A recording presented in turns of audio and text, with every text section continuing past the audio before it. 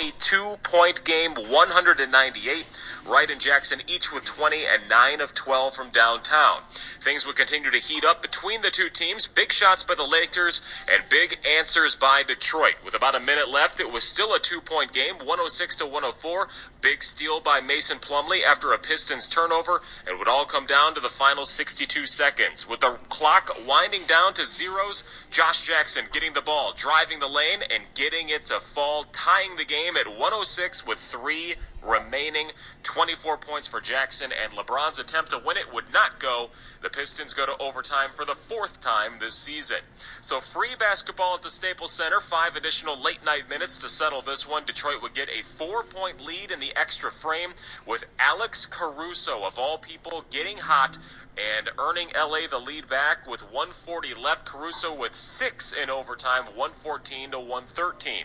Then, with the game tied at 116 and 26 seconds left, Jeremy Grant would hit 2 free throws to put Detroit up 2, followed by an Anthony Davis dunk. Tied again, 18 seconds to go. The shot up by Jeremy Grant, no good. Double overtime in LA. 5 straight misses and a turnover for both teams to begin the second period of free basketball before Jeremy Grant got another one to go, then another one. But LeBron would eventually hit a 3-pointer with 1:17 left and make it a 4-point Lakers lead. Detroit timeout.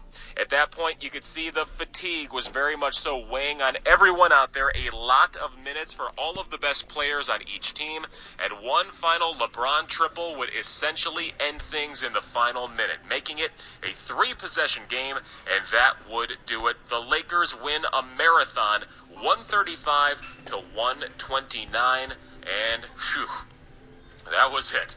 A glance at the final box score. We'll take a look at the Pistons numbers as Jeremy Grant, 32 points. DeLon Wright, 22 points. Josh Jackson had 28. And on the other side, it was a combined 63 points for LeBron James and Anthony Davis, and we'll put that up to 85 if you include Dennis Schroeder. And a lot of buckets scored as the Lakers would end up shooting 56%. The Pistons at 48% for the game. They hit 16 triples, 9 for the Lakers, and a lot of those came later on in the game. 28 free throws attempted by both teams, 23 made by the Pistons, 24 made by the Lakers. The turnover situation, 23 for both teams as well. And the fast break points, that went the way of the Lakers, 23-6, 72 points in the paint in double overtime for the Lake Show, which is about 18 more than what the Pistons had. The Pistons did lead this game by 5 points at a couple of moments, but the Lakers were up 17 at one point. They won by 6, 135-129, the final score. And we will come back and check in on that NBA scoreboard for Around the Association. That's next as you're listening to the postgame presented by Bet Rivers.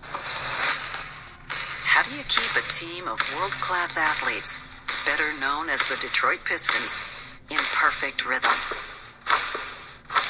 How do you restore harmony to a young mother's knees after injury so that she can train for a half marathon?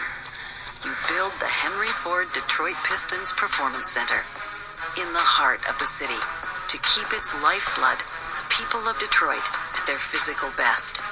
Whether that means helping a Pistons star get his jump shot back or helping a weekend warrior get back on the soccer field, we are the pulse of a thriving community. Henry Ford Health System, all for you. Official team physicians of the Detroit Pistons. See how our partnership is building a stronger Detroit at henryford.com/teamdocs. Jeremy Grant and the Detroit Pistons return home after a 5-game West Coast road swing to welcome in Kevin Durant and the Brooklyn Nets February 9th, 7 p.m. A young Pistons team looks to flex their muscle back on the home floor as the newly constructed Nets team visits for the classic Eastern Conference Showdown. It's Pistons and Nets live from the 313 February 9th, 7 p.m. Tune in to Fox Sports Detroit at 97.1 The Ticket for all the action. Someday, things will get back to normal. Until